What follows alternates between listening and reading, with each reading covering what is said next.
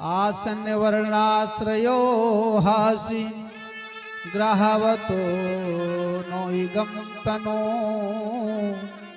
शुक्लो रक्तस्तथा पीत इदानीं कृष्णतां गतः। कहते हैं कि देखो जो बेटा रोहिणी के गोदी में है ये पहले वसुदेव का पुत्र हो चुका है। अब ये नहीं कहते हैं कि वसुदेव का ही पुत्र है, कहते हैं पहले वसुदेव का पुत्र हो चुका है, इसलिए इसका नाम वासुदेव होगा, कन्हैया होगा, कनुआ होगा, मुरलीधर होगा। पहले जब ये जन्म लिया है तो शुक्ल वर्ण में था, बिल्कुल सफेद, उसके बाद रक्त वर्ण, फिर पीत वर्ण, और चौथी बार में कृष्ण वर्ण में अवतरित हुआ है। तो काला कलर होने के कारण इसका नाम कृष्ण होगा, मोहन होगा, मुरारी होगा, कन्हैया होगा। यशोदा मैया अपनी हीरे की अंगूठी निकाल करके गर्गाचार्य जी को दे देती है, कहती हैं बहुत अचला ज्योतिषी है। और फिर गर्गाचार्य जी जब और प्रशंसा करने लगे तब यशोदा मैया कहती हैं देखो ज्यादा प्रशंसा न करो, ज्यादा धन लेने की आवश्यकता है दान में तो बताओ। तो गर्गाचार्य जी अपने मन में सोचते हैं कि अब मैं क्या धन लूंगा, जिन पार ब्रह्म परमेश्वर के दर्शन के लिए संत जन अनेकों वर्षों तक तपस्या करते हैं उनको दर्शन सुलभ नहीं होता है। अंत समय उनके मुख से गोविंद के नाम का उच्चारण नहीं हो पाता है, गोविंद के नाम का। तो ऐसे पार ब्रह्म परमेश्वर का मुझे दर्शन करने का और नामकरण करने का दोनों सौभाग्य प्राप्त हो गया।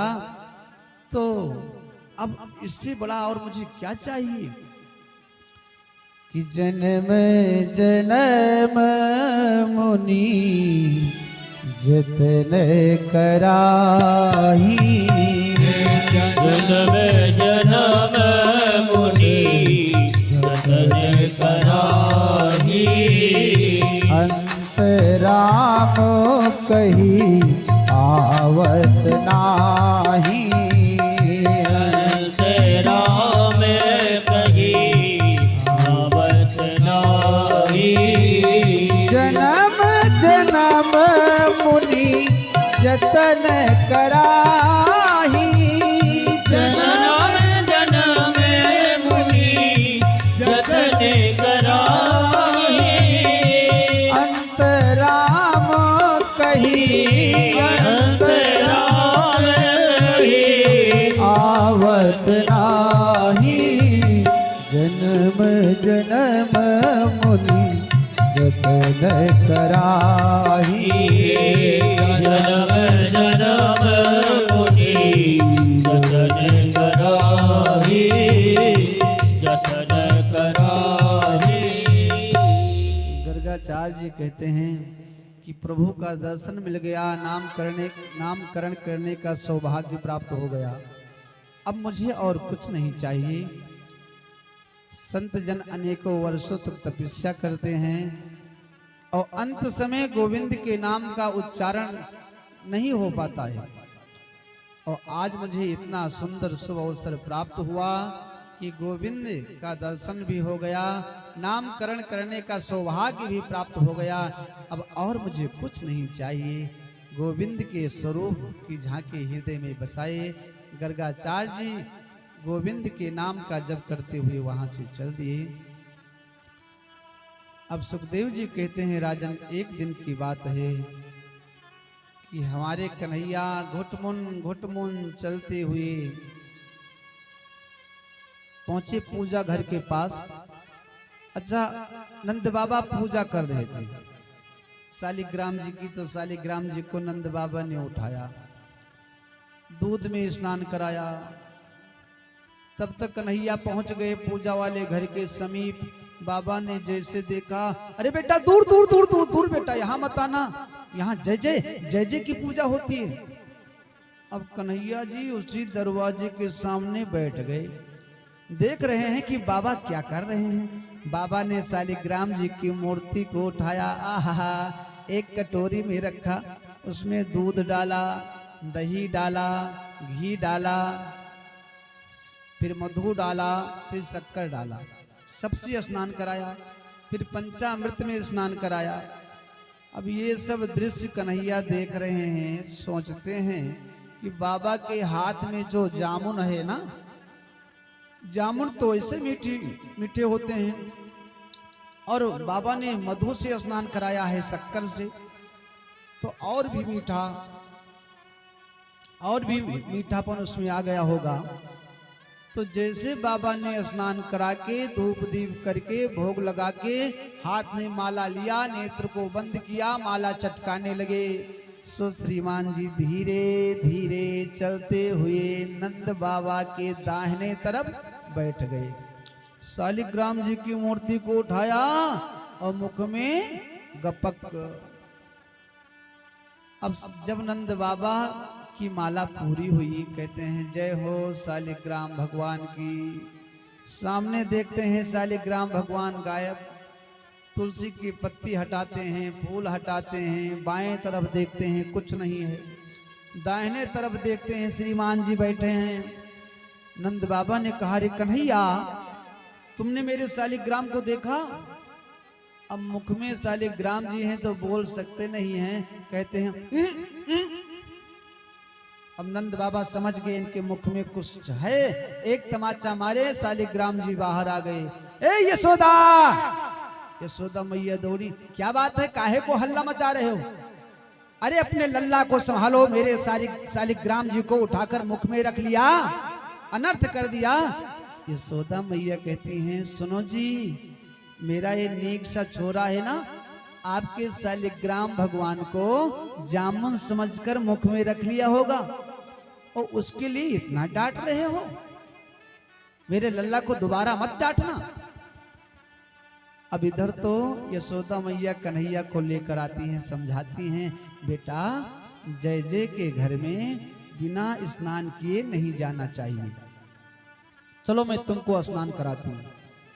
और नंद बाबा दोबारा जाते हैं, यमुना में स्नान करते हैं, फिर आकर भगवान शालिग्राम का पूजन करते हैं और कहते हैं, हे प्रभु, मेरा नेक सा छोरा है, वो आपको जामुन समझकर मुख में रख लिया था, तो हे प्रभु उसकी गलती को क्षमा करना। इस प्रकार नंद बाबा क्षमा याचना कर रहे हैं। और कुछ लोग होते हैं भैया कि अपना काम निकल गया तो शालिग्राम को ना तो भोग लगाना है ना स्नान कराना है। एक कलयुग के पंडित जी थे, तो वो क्या करते थे, महीने में जब अमावस और पूर्णमासी आवे ना, तो मेले में पहुंच जाएं, बढ़िया सुंदर पीला कपड़ा बिछा दें, शालिग्राम जी को स्नान कराएं, सुंदर चंदन लगाएं और फूल माला चढ़ाकर बैठ जाएं। तो मेला में बहुत भीड़ होती है, श्रद्धावान व्यक्ति आकर शालिग्राम जी को प्रणाम करें, धन चढ़ाते रहें। शाम को जब एकत्रित हो जाए धन और सीधा, तब लेकर घर पर आ जाएं और शालिग्राम जी को तूल में लपेटकर टाड़ के ऊपर रख दें, फिर 15 दिन के बाद उठाएं। अब जब आषाढ़ी पूर्णमासी आई, आषाढ़ी पूर्णमासी जानते हैं, आषाढ़ में पड़ती है, तो उस दिन ये निकले शालिग्राम जी को लेकर, तो पानी बरसने लगा, तो और कुछ मिला नहीं, थोड़ा इनको आटा मिला था। तो सोचे चलो इसी का थोड़ा भौरी ओरी लगाकर पालें, लेकिन भौरी लगाने के लिए पानी भी चाहिए, क्योंकि उसको सानना पड़ेगा आटे को, और कुछ कंडी वंडी चाहिए। तो एक कुएं के पास आटे के पोटली को रख दिए और लकड़ी कंडा ढूंढने लगे। लकड़ी कंडा ढूंढने के लिए निकले, इतने में एक कुत्ता पहुंचा, उस पोटली को पकड़ा और भगा वहां से। अब ये देखे कि मेरी आटे की पोटली को कुत्ता लेकर जा रहा है। तो अब वर्षा का समय था, ना कोई ढेला था, ना कोई ईंटा, मिट्टी सब गल गई थी। पास में वही शालिग्राम मूर्ति थी। वही उसी को उठाकर ऐसा मारा कुत्ते को। अब भैया भगवान का वार कहाँ खाली जाए, लगा कुत्ते को, कुत्ते ने पोटली को छोड़ दिया। अब ये पंडित जी दौड़े दौड़े पहुंचे, कहने लगे सुनो, प्रात करा स्नान पटापट, प्रात करा स्नान पटापट, प्रेम समेत तुम्हें पधरायो, टिक्कर साग पूड़ियो खीर, प्रेम समेत तुम्हें पौआयो, तीरथ आओ बट मंदिर में, बार अनेक धर्यो और उठायो, पर सत्य कहूँ श्री शालिग्राम जी दास के काम में आज ही आयो। आहा, मैंने तो आपकी बहुत सेवा किया, लेकिन आज आपने दास का काम किया। तो कुछ ऐसे भी होते हैं पंडित जी, लेकिन नंद बाबा दोबारा जाकर पूजा करते हैं, कहते हैं मेरे लल्ला की गलती को क्षमा करना प्रभु, आपको जामुन समझकर मुख में रख लिया था। अब इधर यशोदा ने कन्हैया को स्नान कराया, केसों को सुलझाया और फिर पुष्पों का जोरा बना करके केस में लगा दिया। इतने में कन्हैया लगे नाचने। यशोदा मैया ने कहा ये भगवान, ये मेरा नेक सा छोरा नाचने को कब सीख गयो।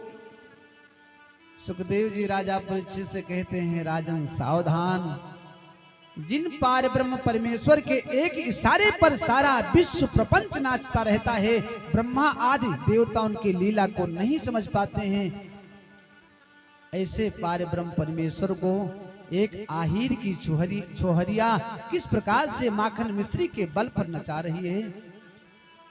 किसे से महेश गणेश दिनेश सुरेश हूँ जाहि निरंतर ध्यावे, ताहि अनाद अखंड अनंत अछेद अवेद सुवेद बतावे, नारद से सुख व्यासी रचे, पचिहार को पुनि पार न पावे, ताहि अहीर किछो हरिया, छछिया भर छाछ पे नाच नचावे।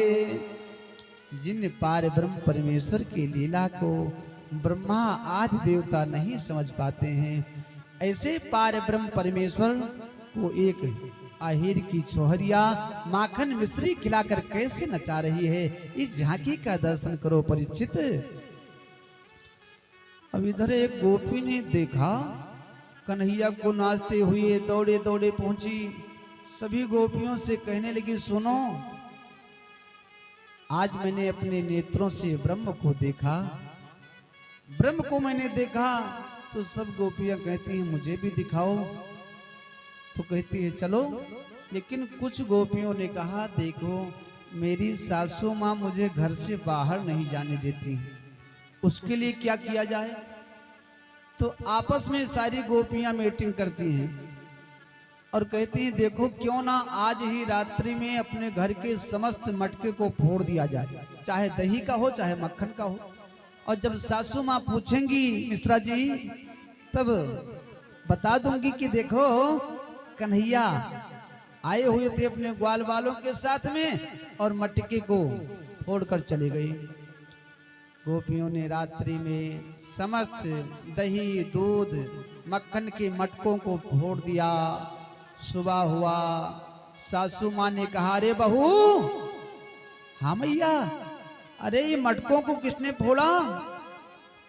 गोपियों ने कहा अपने अपने सासू से, मैया मैंने देखा तो नहीं, लेकिन मुझे लगता है वो जो नंद का छोरा कन्हैया है ना, यशोदा नंदन, उसी ने फोड़ा होगा।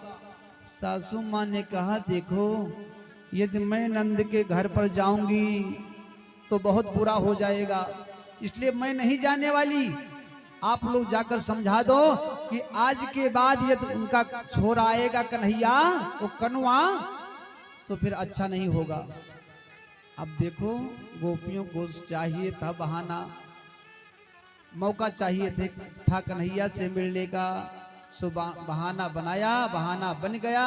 अब चल देती हैं दर्शन के लिए और कहती हैं अपने मन में कि देखे बिन कान्हा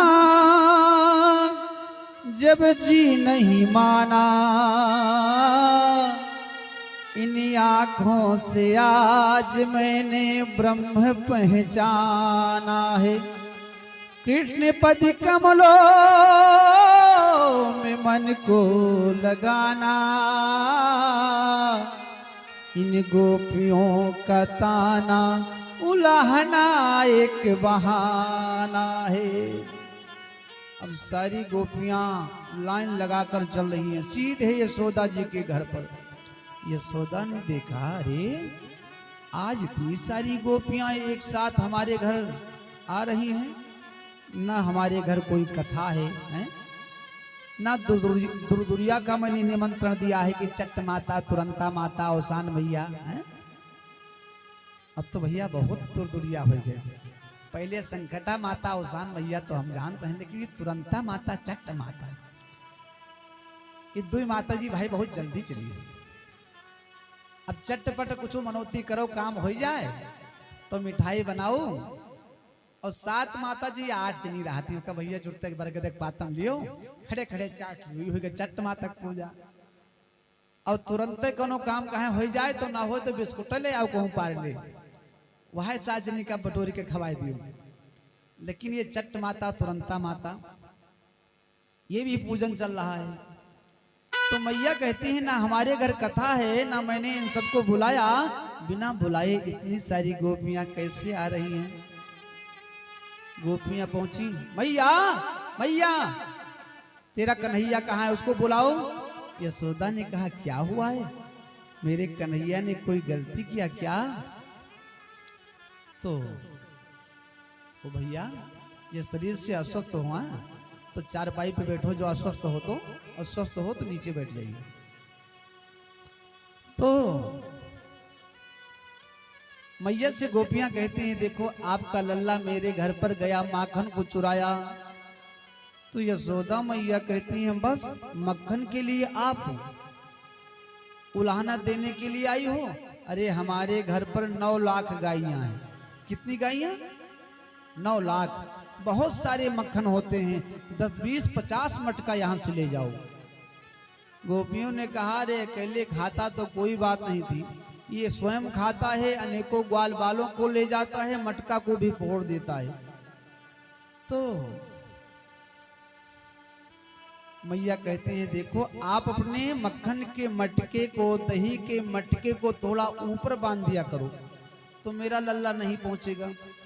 एक ने कहा, मैया मैं तो एक दिन अपने मक्खन के मटके को ले जा करके एक पीपल के वृक्ष में बांध दिया ऊपर। तो पता है आपके लल्ला ने क्या किया? एक लंबे बांस को लेकर पहुंचा, पेंदी में मारा, छेद हो गया, मक्खन गिरने लगा, बारी बारी से सारे ग्वाल बाल उस मक्खन को गोविंदा ये नमो नमः कर गए।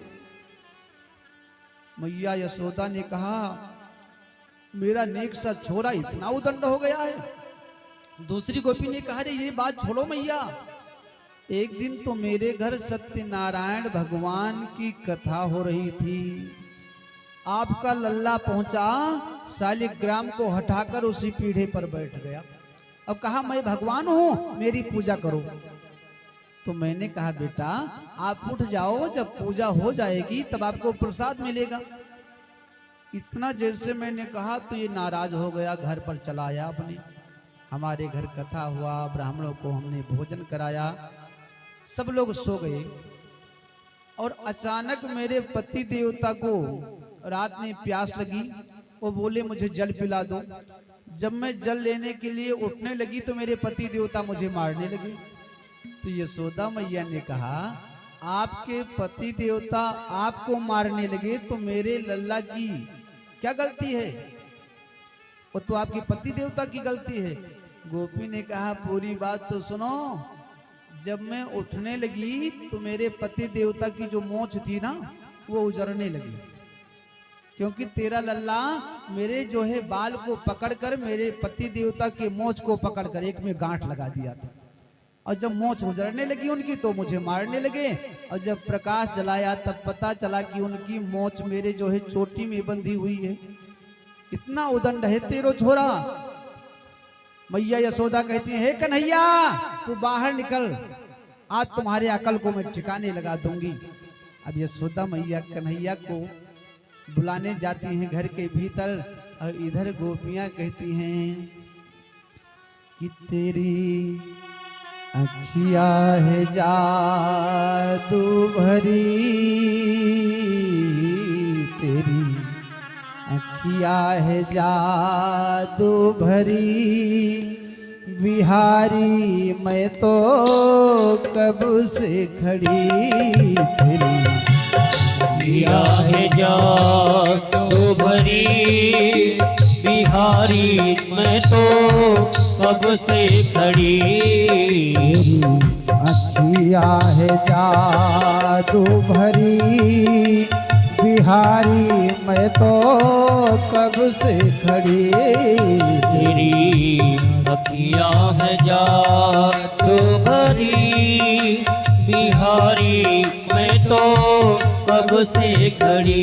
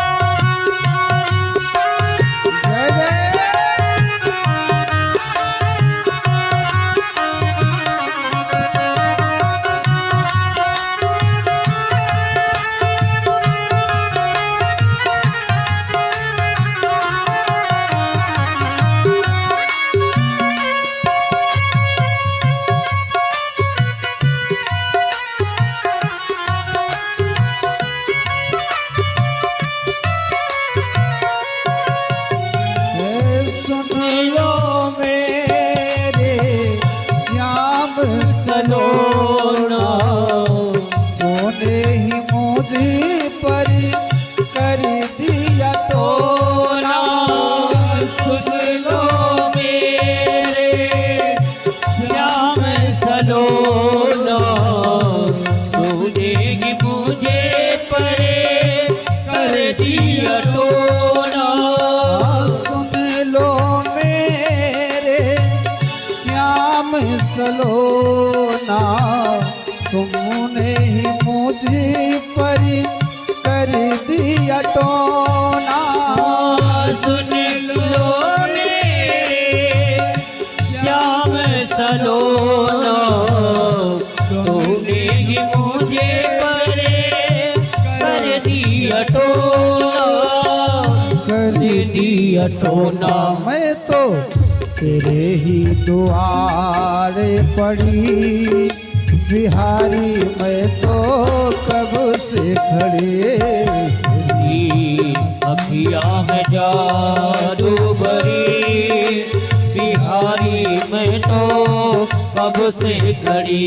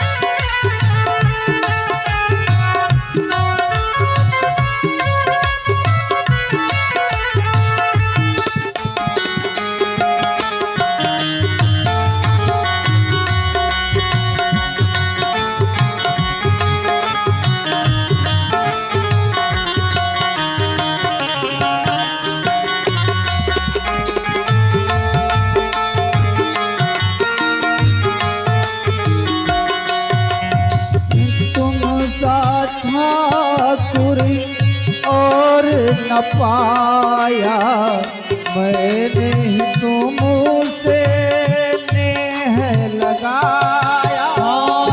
तुम साठा पूरे और न पाया, तुमसे जीने प्रेम लगाया।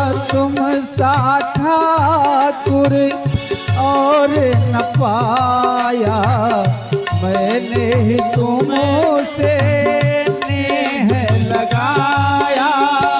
तुम सा ठाकुर और न पाया, तुमसे ही मैंने नेह लगाया। नेह लगाया मेरी अखिया तुम्हीं से लड़ी, बिहारी मैं तो तब से डरी।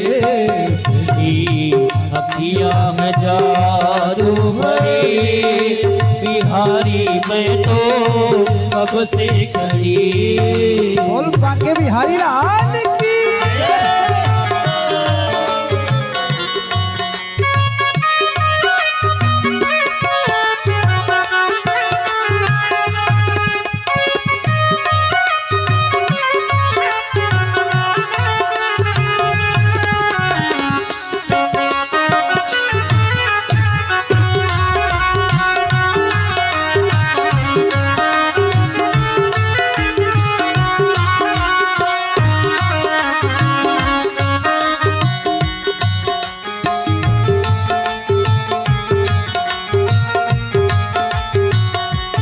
गोपियां कहती हैं कन्हैया से, हे कन्हैया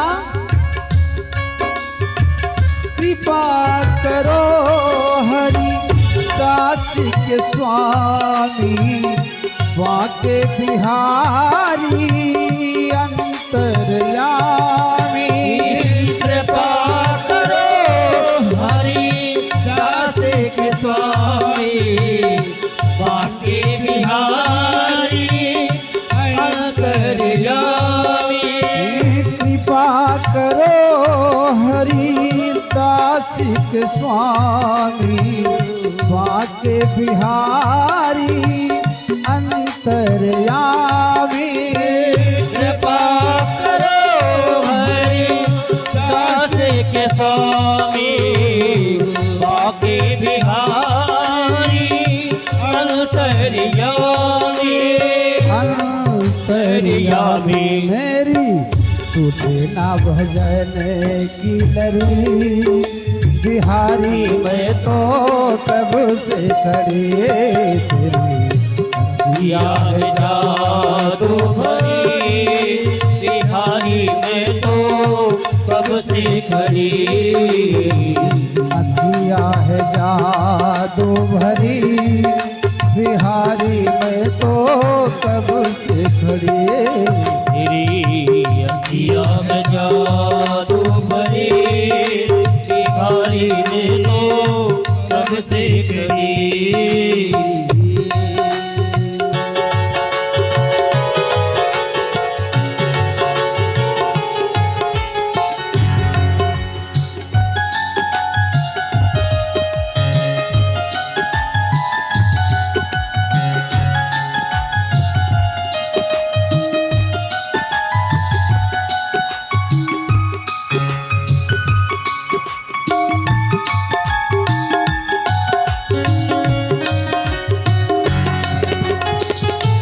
बोल बांके बिहारी लाल की।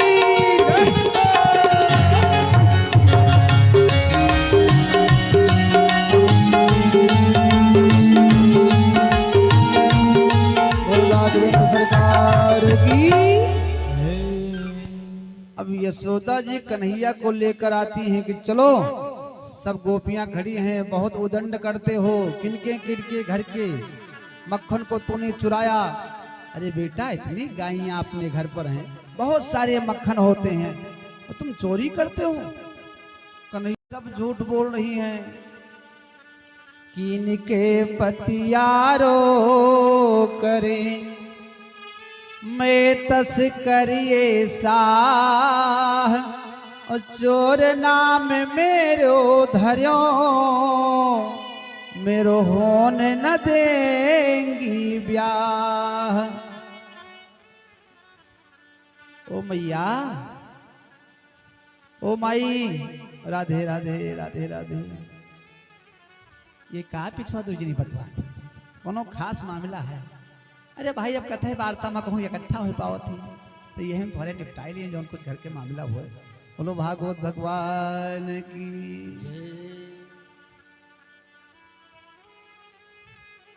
देखो कथा में आप पहुंच गए और थोड़ा बहुत भी जो है जिस कथा में कुछ सुन लोगे तो भी कल्याण हो जाएगा। एक बार एक जो है लाला जी थे तो पत्नी बहुत धर्मात्मा, वो बेचारे बोले कि हम किसी से मंत्र नहीं लूंगा, मुझे जब पूजा पाठ अच्छा नहीं लगता है। तो पत्नी ने दीक्षा ले लिया और ये दीक्षा लिए ही नहीं, कुछ दिन और बीता तो एक दिन धन पत्नी कहीं सुनो कहीं कहा कहीं कहूँ पूजा पाठ जौन करत हो वो पुण्य तुम्हें मिलत नहीं है, जाओ कम से कम मंत्र ले लियो, गुरु जरूर बनावे चाहिए। तो कहीं कहा थी तो ले लेवे, लेकिन कैसे ले? कहीं जहाँ कोई पंडित जी मिल जाए संत महात्मा उन्हें ले लियो। एक रोज आवत रहे से कथा होत रही, तो कथा वथा सुने नहीं जात रहे, जाए तो दूसरे बतवावे करें इसे। अब कथा सुने पहुंचे तो वहां खड़े हो गए बिच माई के, अब पाछे वाले दिखावे नहीं करें। तो पंडित जी कहीं ऐसा है आओ, आगे आए तो कहीं बैठ जाओ, बैठ गए। बैठे तो ऐसे सुएगी, कब्बो कथा सुन नहीं रहा। अच्छा कथा माँ भगवान के कुछ ऐसी कृपा है भैया कि नींद के दवाई खाओ तो चाहे नींद ना आवे, अब कथम आई जी हो तो बहुत सुंदर नींद आई। अब ये सोई गए ठंडी के महीना, वही में एक लहना पैरा ओढ़े सोई गई। कथा पूरी भाई प्रसाद बची गा, सभी चलेगा। अब जब पंडित जी व्यास मंच से नीचे उतरे तो पैरा के बीच में पहुड़े रहे वही गोड़े में बाजे कहीं नहीं किया है, हाथे से खो दिया तो देखिए वह भगत जो आ रहा बीच में खड़ा रहा, कहीं उठो उठा धक्का दी कहीं जाओ। अब ये बेचारे चले आए, घरे पहुंचे सोई गए सवेरे, कहीं देखो हमें गुरुजी मंत्र दे दी, कहीं के कहीं जो गोमम कथवा होत रही, कहीं कहा दी, कहीं मंत्र तो थोड़ा लंबा है, कहीं मैंने कहा है, कहीं गुरुजी कहीं नहीं कि आओ बैठो उठो जाओ, इतना बड़ा मंत्र हमारा है तो एक करी का। तो धर्म पत्नी कही सुन के लाला जी कही कि ऐसा है तुम माला ले लियो तुलसी के और वही से यका जपाओ। तो कहीं मने कतिक जपी, कहीं जतिक जपाओ, जब भाई छुट्टी पाओ तब भाई जपो, भगवान के नाम तो जतने लिए उतने अच्छा है। अब भैया नई नई कोनो गाड़ी घोड़ा लेके आओ ना तो 2-4 दिन बड़ा मुँह रहा था, ऐसे नवा नवा मंत्र लिही नहा तो माला लिहा दिन भर घूम करें, दिन भर जपें रात में जपें और रात में ठीक 12 बजे जागे और माला अपन सुझवाइन के लाओ कुछ जपिन ले, दिन में बहुत काम रहे। तो ऐसे चोर पहुंचा सेंध काटी से और जैसे हले राग तैसे माला अपन लिहन कहीं आओ। चोरवा सोची जानो दिया खत है कहा, अब पहले तो डरान लेकिन धीरे से आगे बढ़ा तो ऐसे कहीं बैठो। चोरवा सोची जानो देखियो ली सी हमें बैठे कहा था भाई हमारे मोड़ ले कटुआ इसका बलाई के, अब ये जल्दी भाग लियो। जैसे उठ के बक्सा पकड़ी तैसे वो कहीं उठाओ और बक्सा लेके भागे लागे तैसे कहीं जाओ। अब चोरवा बक्सा तो लेके बाहर चला गा, फिर अपने साथी बाराती से कहीं भैया सुनो चोरी तो कई लायन है लेकिन वही हमें लागत है घर मालिक सब देख ली नहीं, हम जैसे गए तैसे बड़े सम्मान के साथ कहीं आओ फिर कहीं बैठो। हम बैठ गए चुप पे दपक के तो हम जाना वो सपन देखत रहा हो वैसे बोलता रहा हुई, और जब बक्सवा उठावे लागे तैसे कहीं से उठाओ और जैसे वहां भागे तैसे कहीं जाओ। तो यहाँ कुछ मामला जरूर है, हमें पहचान ली सी और सवेरे भैया ही रिपोर्ट कह दे तो सभी हमारे जाइयो। तो सभी कहीं तो जाओ बक्सा धया हो। अब चोर राम बक्सा अंदर धयाए सवेर भा लाला जी देखिन की सेंध कटी, बक्सा जहां धरा रहा उसे अलग धरा है लेकिन चोरी भय नहीं। तो पत्नी से कहीं सुनो हम गुरु जी से मंत्र लीन और 2 दिन भा मंत्र लिए देखो चोरी नाई भय घर में सब धन बचीगा।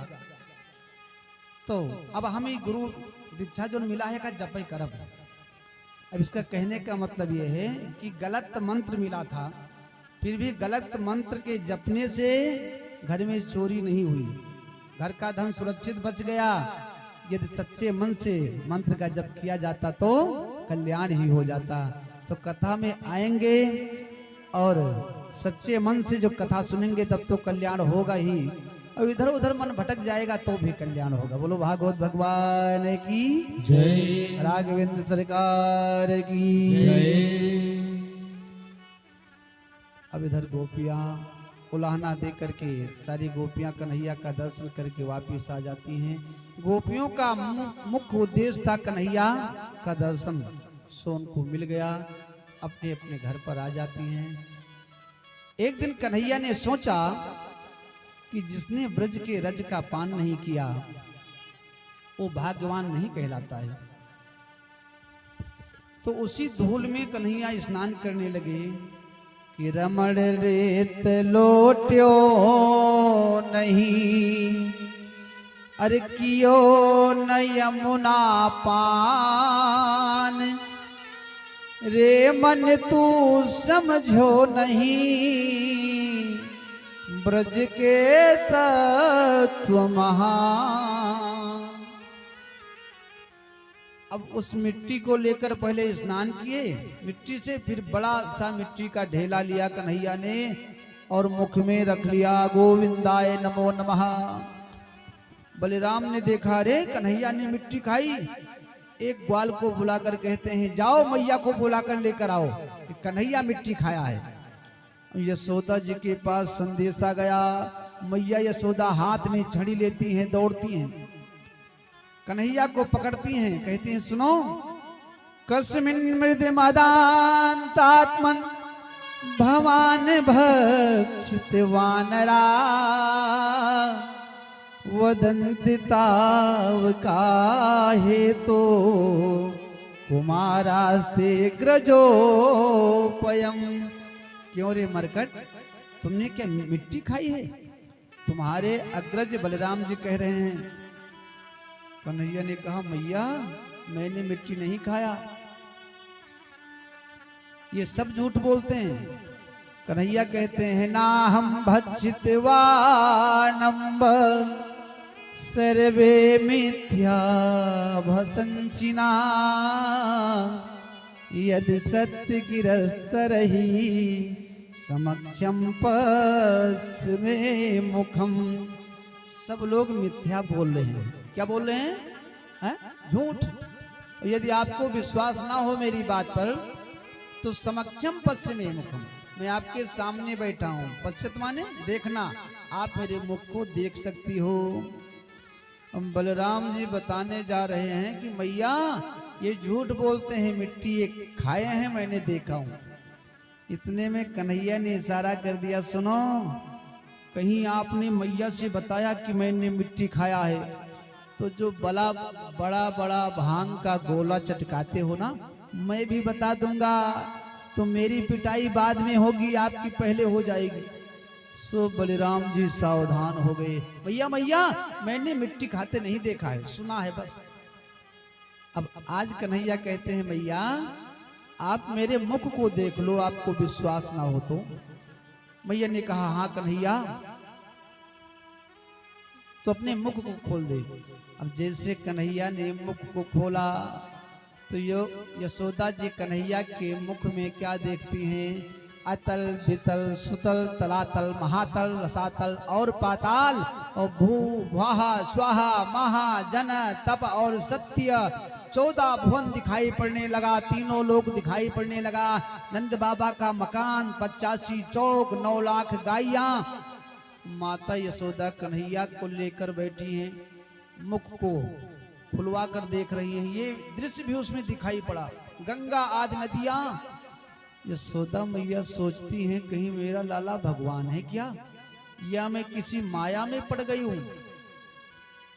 अब कन्हैया ने योग माया भगवती को स्मरण किया और कहा, देखो मेरी मैया को ये विस्मरण करा दो कि मैं भगवान नहीं हूं। नहीं, भगवान की कितनी सेवा होती है।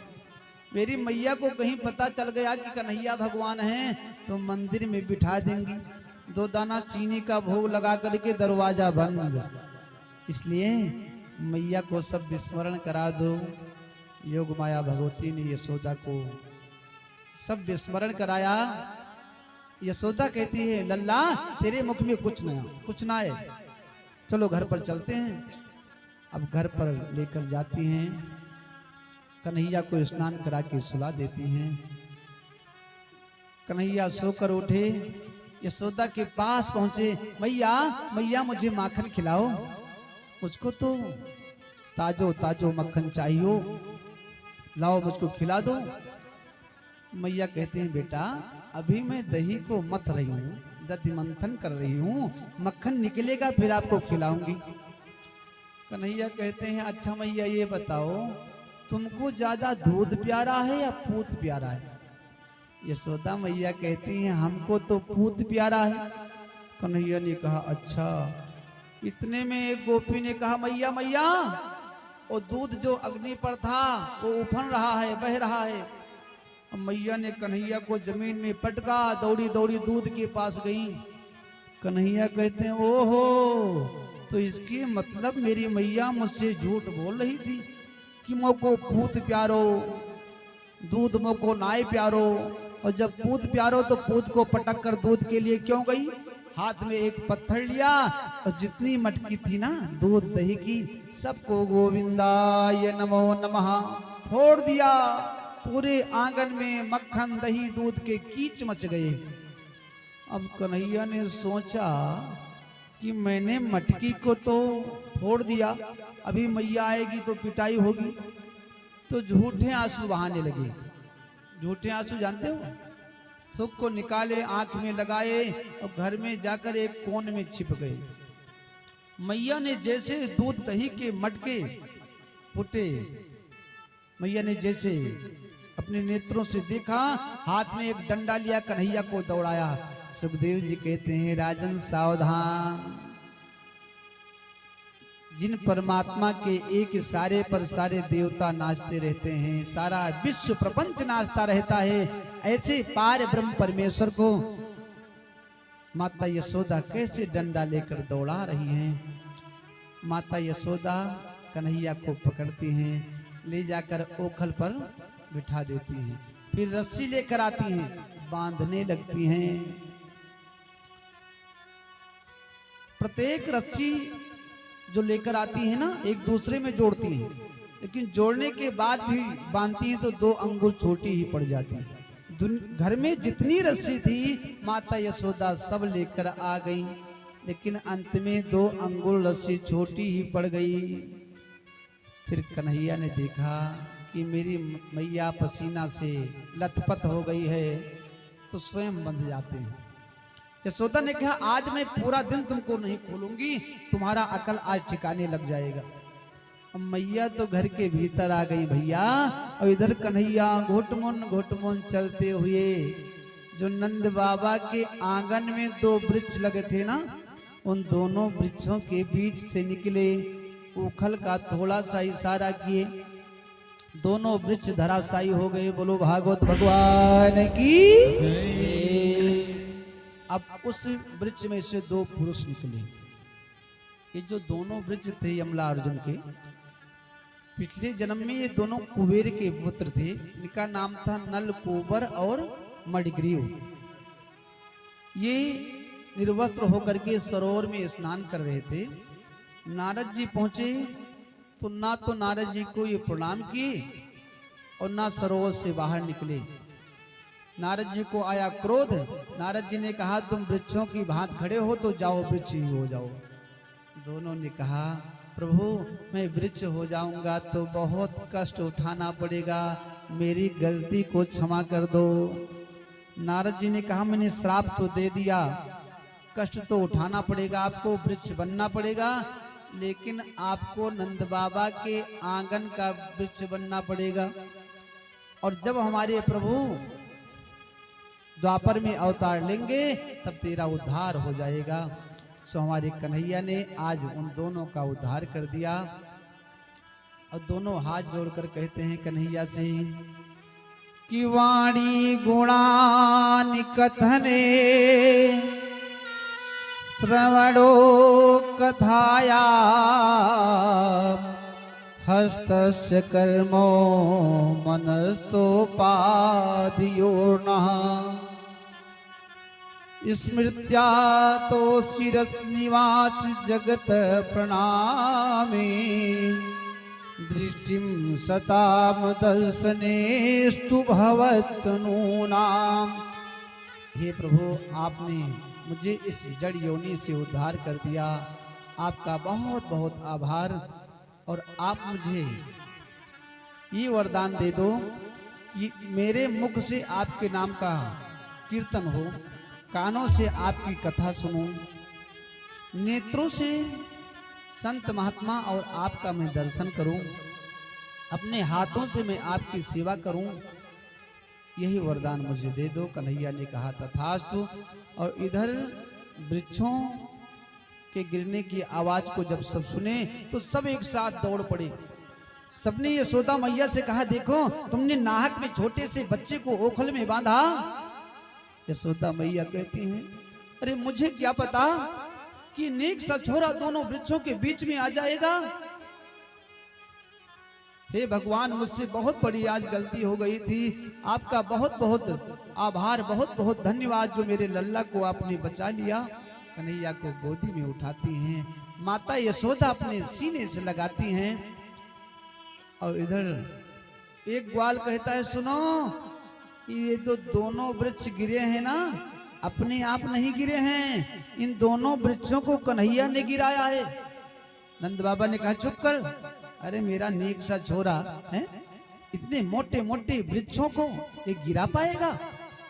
ऐसा नहीं हो सकता है। अब उस ग्वाल का कोई बात ही ना माने। अब आज नंद बाबा कहते हैं, देखो हमको अब यहाँ नहीं रहना है, मैं अब यहाँ नहीं रहूंगा, क्योंकि जब से मेरे लल्ला का जन्म हुआ है ना, आए दिन कुछ ना कुछ समस्या मेरे घर पर आती रहती है, मेरे लल्ला के जीवन में संकट आता ही रहता है, इसलिए मुझे यहाँ नहीं रहना है। तो नंद बाबा के भाई घनानंद ने कहा, चलो हम सब वृंदावन चलते हैं। हम वृंदावन के लिए प्रस्थान किए कि वृंदावनम गोवर्धनम यमुना पुलिनानि चा भिक्षासी विद्यमा प्रीति राम माधोयोर नृपो। वृंदावन पहुंचे तो गोवर्धन पर्वत और यमुना को देख करके कृष्ण और बलराम बहुत प्रसन्न हुए, आपस में और अत्यधिक प्रेम हो गया। इधर गोपियों को पता चला कि हमारे कन्हैया वृंदावन जा चुके हैं अपने ग्वाल बाल सखाओं के साथ में। तो सारी गोपियां कहती हैं कि मुझे भी वृंदावन जाना है, अपने लल्ला अपने कन्हैया के पास। फिर कहती हैं, देखो मैं वृंदावन जाऊंगी, मैं वृंदावन जाऊंगी, चाहे राखो या मारो। वृंदावन जाऊंगी, चाहे राखो या मारो। मैं वृंदावन जाऊंगी, चाहे राखो या मारो। मैं वृंदावन जाऊंगी, चाहे राखो या मारो। राखो या मारो, राखो या मारो, राखो या मारो, राखो या मारो। पति देवता कहते हैं कहीं नहीं जाना है, तो गोपियां कहती हैं चाहे आप मुझे राखो या मुझे मार डालो, लेकिन मैं बिना कन्हैया के दर्शन के नहीं रह सकती हूँ। मैं वृंदावन जाऊंगी, चाहे राखो या मारो। मैं वृंदावन जाऊंगी, चाहे राखो या मारो।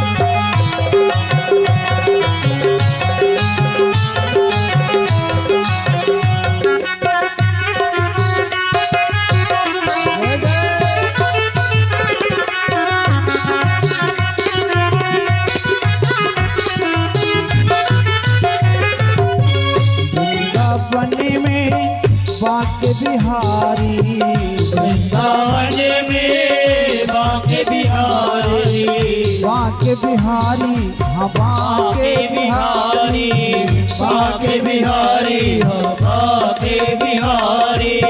वृंदावन में बांके बिहारी वृंदावन में बांके बिहारी।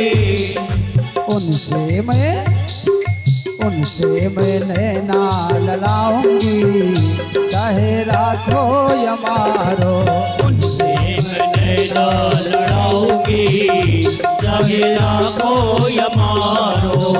मैं वृंदावन जाऊंगी चाहे राखो या मारो।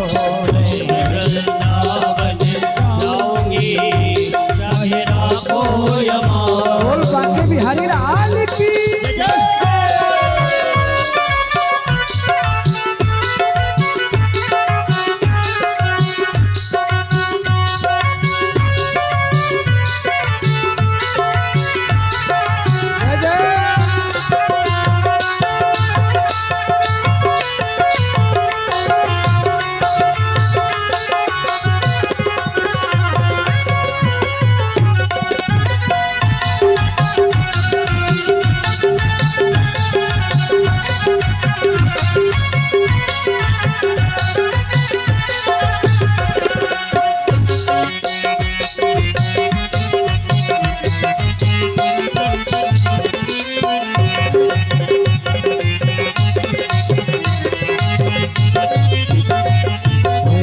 वृंदावन में यमुना महारानी वृंदावन में यमुना महारानी। वृंदावन में यमुना महारानी वृंदावन में यमुना महारानी। यमुना महारानी यमुना महारानी यमुना महारानी यमुना महारानी। वृंदावन में यमुना महारानी वृंदावन में यमुना महारानी। जाके मैं गोता लगाऊंगी चाहे राखो या मारो। जाके मैं गोता लगाऊंगी चाहे राखो या मारो। मैं वृंदावन जाऊंगी चाहे राखो या मारो। मैं वृंदावन जाऊंगी चाहे राखो या मारो। बोल तुलसी मैया की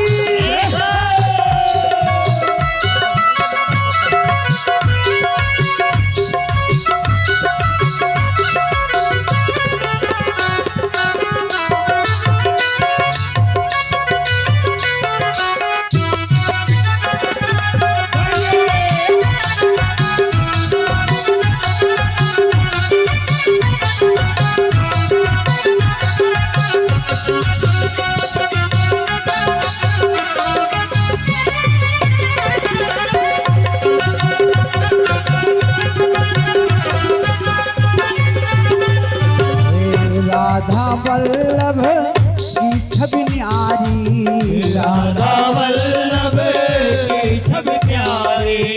राधा वल्लभ की छवि न्यारी राधा वल्लभ की छवि न्यारी। छवि न्यारी हाँ की छवि न्यारी की छवि न्यारी की छवि न्यारी। राधा वल्लभ की छवि न्यारी राधा वल्लभ की छवि न्यारी। उनको मैं झोला झोलाऊंगी चाहे राखो या मारो। उनको मैं झोला झुलाऊंगी चाहे राखो या मारो। मैं वृंदावन जाऊंगी चाहे राखो या मारो। मैं वृंदावन जाऊंगी चाहे राखो या मारो। ओ राधा वल्लभ भगवान की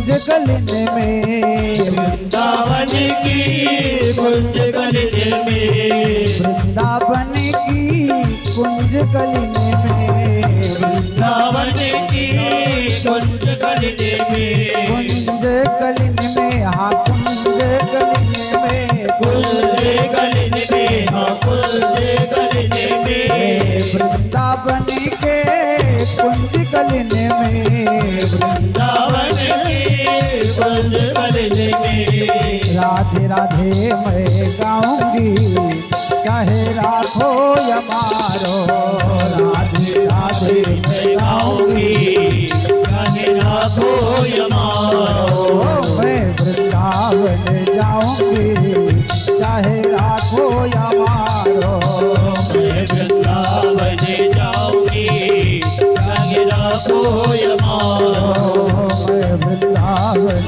जाऊंगी चाहे राखो या मारो, मैं वृंदावन जाऊंगी चाहे राखो या मारो, वृंदावन जाऊंगी चाहे राखो या मारो, वृंदावन जाऊंगी चाहे राखो या मारो,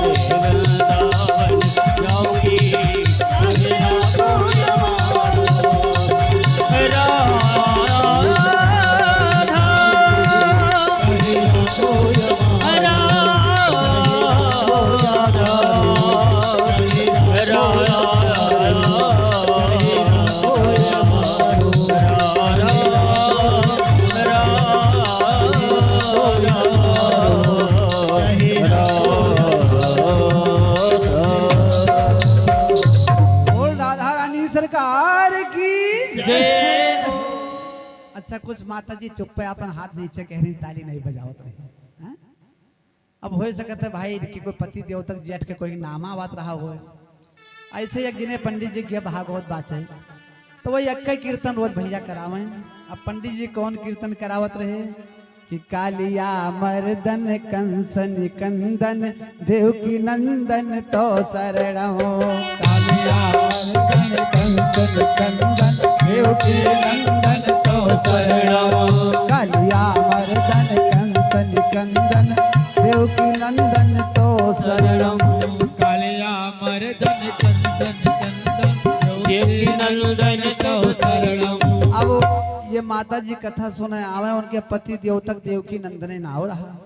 अब वो कहा कवन मेरे पति देव तक हम नाम ले बड़े संकट में रहे, कहा अच्छा चलो काल पंडित जी द्वासर कीर्तन करिए तब कह लिया भाई। अब दूसरे दिन पहुंची तो पंडित जी के फिर वहा कीर्तन, कालिया मर्दन देवकी नंदन तो शरणम, कालिया मर्दन कंसन कंदन देवकी नंदन तो शरणम। अब बेचारा वो 2 दिन कीर्तन नहीं कह पाए, तीसरे दिन कहीं अब चाहे जो हो जो पंडित जी कीर्तन करी हैं तो हम करब जरूर। अब प्लान बनाए घर से आए, अब जैसे पंडित जी कहीं कि कालिया मर्दन कंसन कंदन देवकी नंदन तो शरणम, कालिया मर्दन कंसन कंदन देवकी नंदन तो शरणम। तो माता जी का कीर्तन रुका नहीं। अब उसी लय में उसी ताल में माता जी ने कहा कि कालिया मर्दन कंसन कंदन चंपक पापा तो शरणम, कालिया मर्दन कंसन कंदन चंपक पापा तो शरणम। बिटियक नाम रहा चंपा, तो कहीं नाम तो न लिया भाई, देवकी नंदन पति देव तक नाव है तो नाम न लिया, कहीं चंपक पापा तो शरणम। तो ऐसे भाई कोई के जेठे के पति के ससुर के नाम पड़ जाइए तो आगे पीछे लड़के बच्चन के नाम लगाए लियो, लेकिन कीर्तन कर बंद न किया। बोलो भागवत भगवान की जय। राघवेंद्र सरकार की। अब सारे ग्वाल बाल कृष्ण परिणाम नंद बाबा नंद रानी सब वृंदावन में पहुंचे। वृंदावन का मतलब जहां पर तुलसी का बगीचा लगा हो उसे कहते हैं वृंदावन। अब वृंदावन में कन्हैया पहुंचे तो कहने लगे मैया मैया मैं भी गैया चराने जाऊंगा।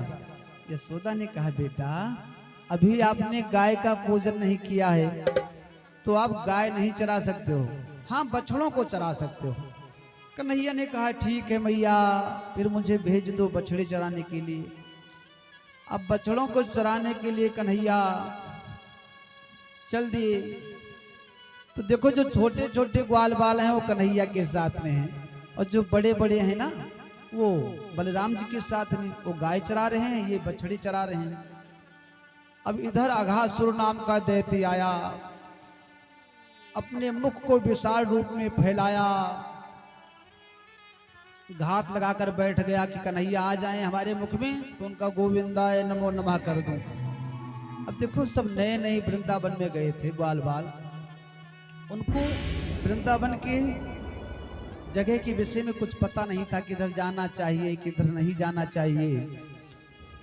तो जब बछड़े चराने गए तो अघासुर के मुख को देखकर कन्हैया के साथ में जो मित्र थे ना ग्वाल बाल कहने लगे, अरे कन्हैया ये तो बहुत सुंदर गुफा है। और हमारे पूर्वज कहते थे कि जो बड़े बड़े संत महात्मा होते हैं ना वो गुफाओं में जाकर भजन करते हैं, तपस्या करते हैं। तो चलो हम सब गुफा में चलते हैं, कम से कम गोविंद का, कम से कम संतों का दर्शन तो हो जाएगा।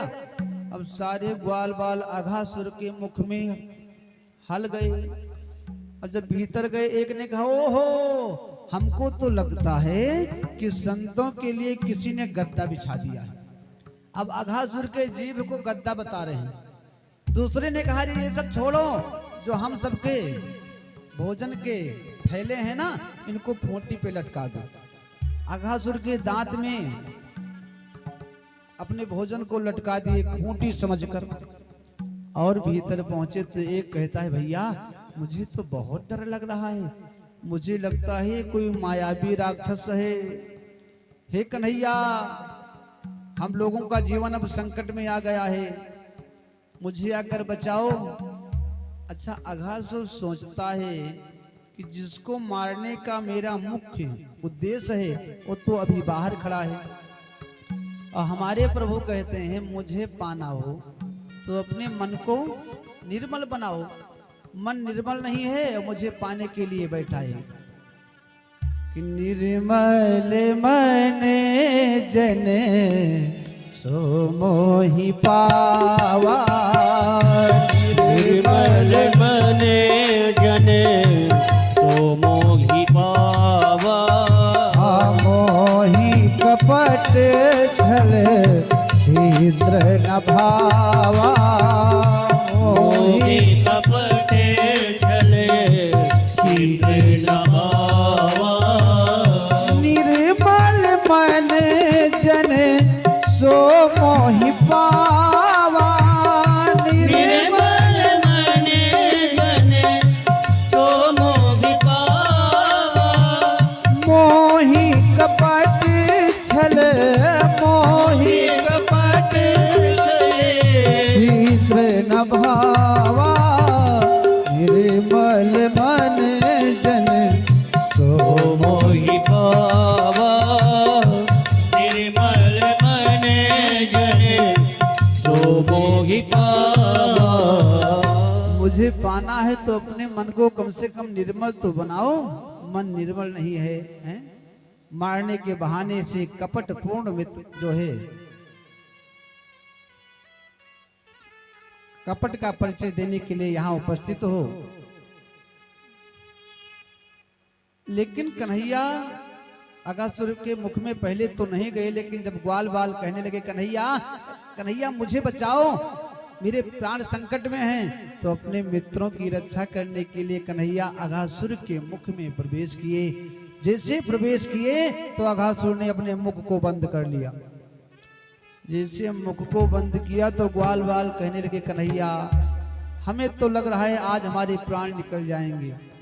मित्रों को अधीर देखकर हमारे कन्हैया ने अपने शरीर को विशाल रूप में प्रकट किया, जिससे अघासुर का शरीर फट गया, उसकी मृत्यु हो गई। बोलो बाल कृष्ण लाल की, राघवेंद्र सरकार की।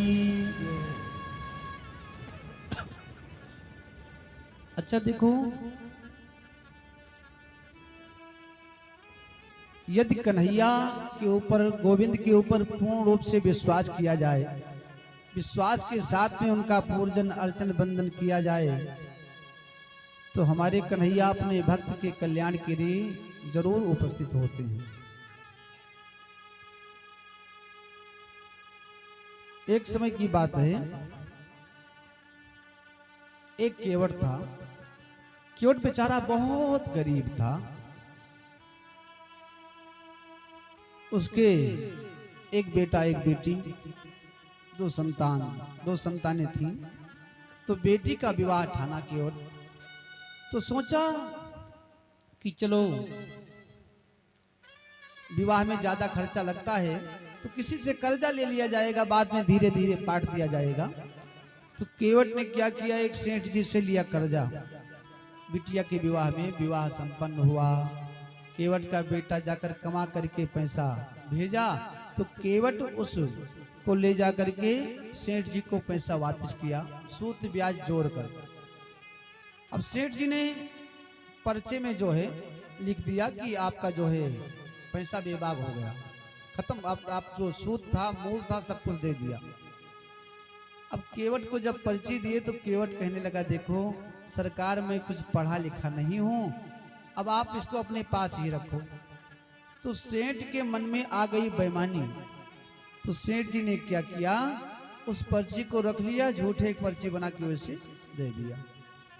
कुछ दिन व्यतीत हुए तो सेठ जी ने केवट के ऊपर केस कर दिया। सम्मन आया, केवट को बुलाया गया।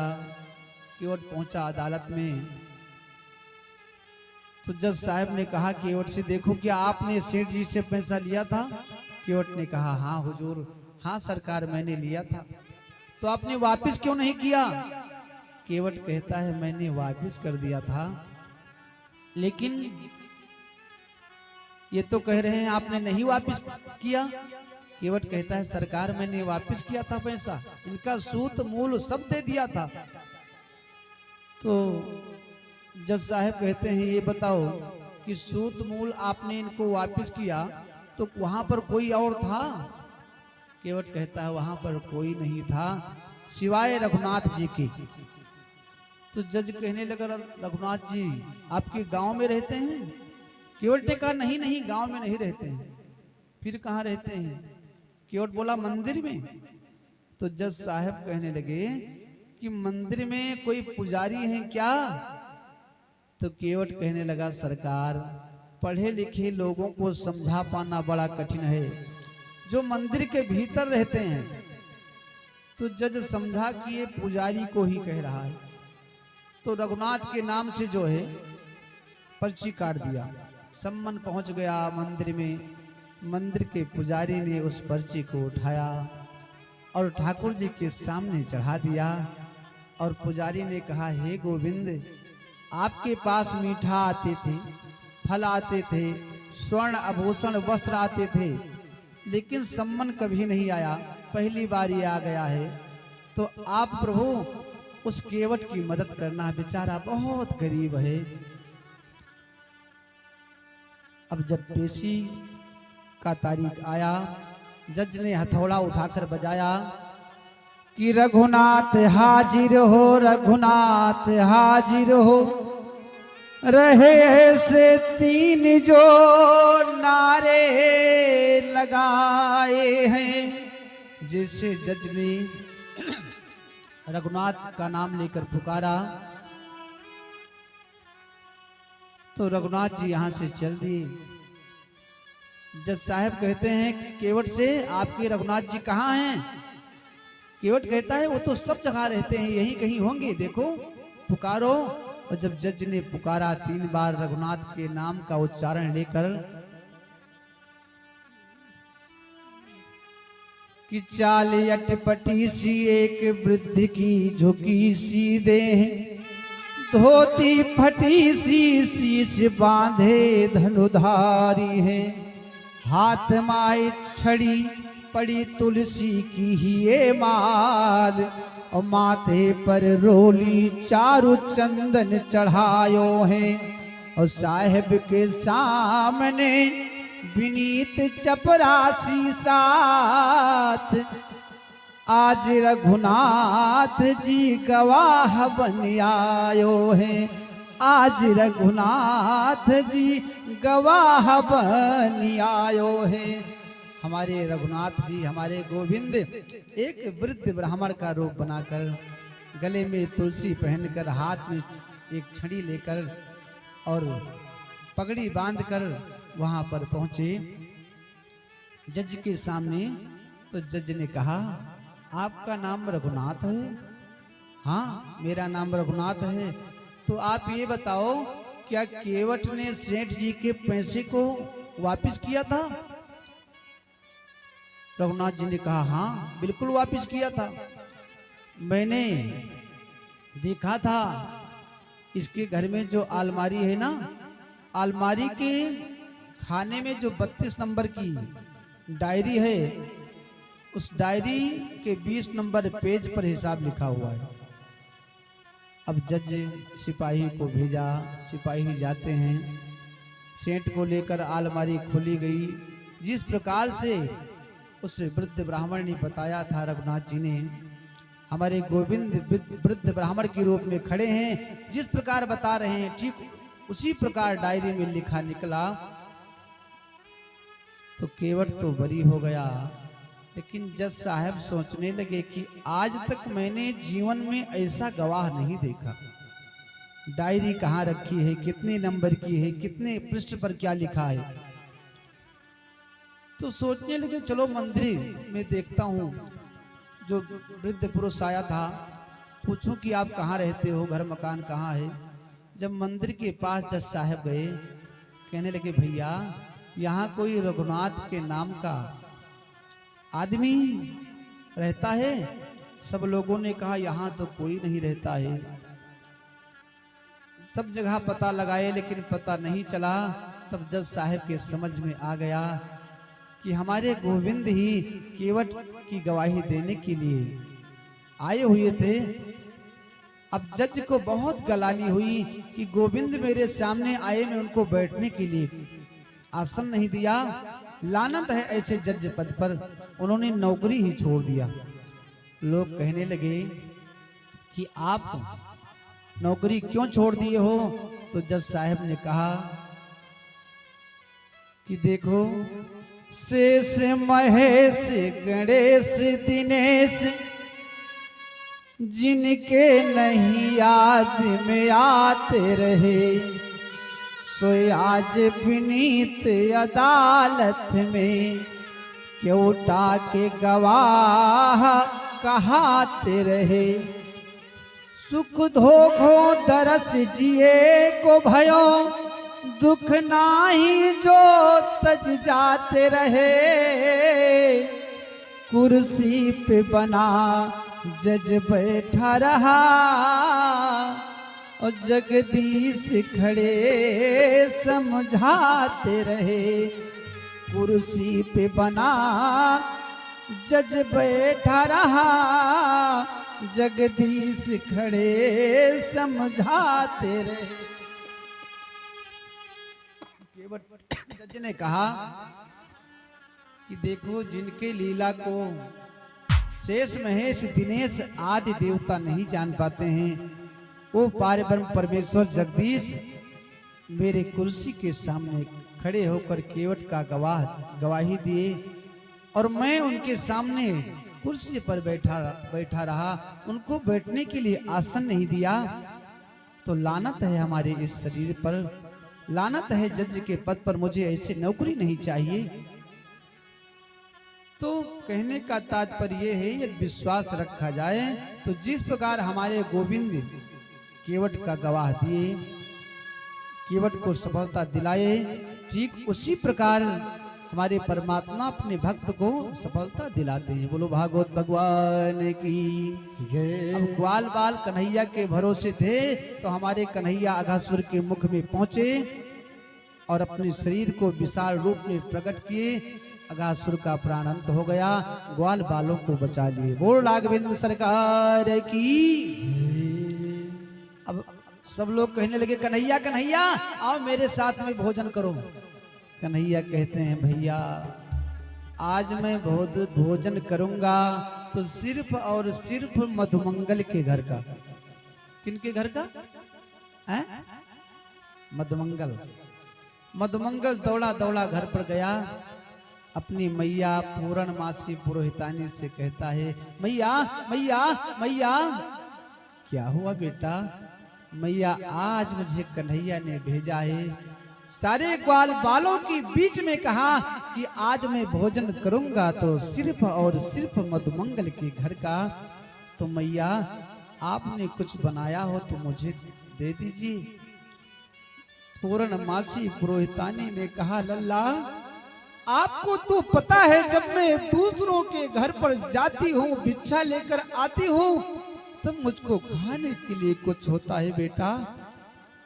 और कल से मैं कहीं भिक्षा में नहीं गई, घर पर कुछ नहीं है बनाने के लिए बेटा। अपने लल्ला से आज दिन का समय ले लो, कल मैं अपने हाथों के द्वारा मीठा पकवान बना के आपके लल्ला को खिलाऊंगी। मधुमंगल ने कहा, मैया आज प्रथम बार मेरे मित्र कन्हैया ने मुझसे कुछ मांगा तो मैं खाली हाथ चला जाऊं मैया। पूर्णमासी पुरोहितानी ने कहा, बेटा परसों मैंने कढ़ी बनाई थी, कढ़ी को ले जाना चाहो तो ले जा करके खिला दो। मधुमंगल ने सोचा कि मेरा कन्हैया माखन मिश्री खाता है, खट्टी कढ़ी वो कैसे खाएगा। नहीं नहीं, मैं खट्टी कढ़ी नहीं ले जाऊंगा। अच्छा, पूर्णमासी पुरोहितानी एक ब्राह्मणी थी, बहुत गरीब थी। तो माता यशोदा ने कहा था, देखो आप अपने लल्ला मधुमंगल को मेरे कन्हैया के साथ में छोड़ दो, हमारे घर पर रहेगा, यही गाय चराएगा, भोजन करेगा। तो तब से वही मधुमंगल रहने लगा था कन्हैया के पास। आज पूर्णमासी पुरोहितानी कहती है, बेटा एक दिन का मौका कन्हैया से मांग लो, कल मैं आपके कन्हैया को मीठा पकवान बनाकर खिलाऊंगी। मधुमंगल कहते हैं, भैया भूख आज लगी है और आप खिलाने को कल कह रही हो, लाओ मैं कढ़ी ही लेकर जाता हूँ। अब उस खट्टी कढ़ी को कन्हैया लेकर तो चल दिए। रास्ते में सोचते हैं, हमारे और कन्हैया के बीच में जो मित्रता का मिठासपन है ना, कहीं ऐसा ना हो खट्टी कढ़ी खिलाने के बाद उसमें दरार पड़ जाए। नहीं नहीं, मुझे खट्टी कढ़ी नहीं पिलानी है, इस मटकी को मैं फोड़ दूंगा। फिर सोचते हैं, मटकी को फोड़ूंगा तो कन्हैया सुनेंगे तो डांटेंगे, अच्छा इसको मैं कहीं छिपा देता हूँ। फिर सोचने लगे, ये छिपा दूंगा तो कन्हैया बड़ा उदंड है और ढूंढ लेगा, तो मैं सारी कढ़ी को पी लेता हूँ। अब सारी कढ़ी को मधुमंगल पी लिए, मटकी को रख दी, कन्हैया के पास पहुंचे। कन्हैया कन्हैया। कन्हैया ने कहा, हाँ भैया, मेरी मैया ने कहा है अपने कन्हैया से एक दिन का मौका ले लो, कल आपके लिए मीठा पकवान बनाएगी मेरी मैया, कन्हैया फिर मैं आपको खिलाऊंगा। कन्हैया कहते हैं, अरे मित्र तुम मुझसे झूठ बोलते हो, स्वयं कढ़ी पीकर आए हो, मुझसे झूठ बोल रहे हो। अब मधुमंगल को पकड़कर अपने हृदय से लगाकर और जो मुख में कढ़ी लगी हुई थी ना, उसको चाटने लगे। अब उसको जब चाटने लगे तो मधुमंगल कहता है, कन्हैया ये तो मेरा जूठन है। अच्छा, आपकी भक्ति में सच्चाई हो तो हमारे प्रभु ये भी नहीं देखते हैं कि झूठा है, भक्त का जूठन भी पा लेते हैं। एक माधव दास नाम के संत थे, उनका क्या नियम था, जब अनेकों संत भोजन करते थे ना, तो माधव दास संतों के पत्तल में से शीत प्रसादी को निकाल कर एक पात्र में रखते थे। जब वो एक दो कटोरी हो जाए तब ठाकुर जी का भोग लगाते थे, फिर पाते थे। एक दिन क्या हुआ मेरे प्यारे, कि माधवदास जी ने संतों के शीत प्रसादी को एकत्रित किया पात्र में, लेकिन आज ठाकुर जी का भोग लगाना भूल गए।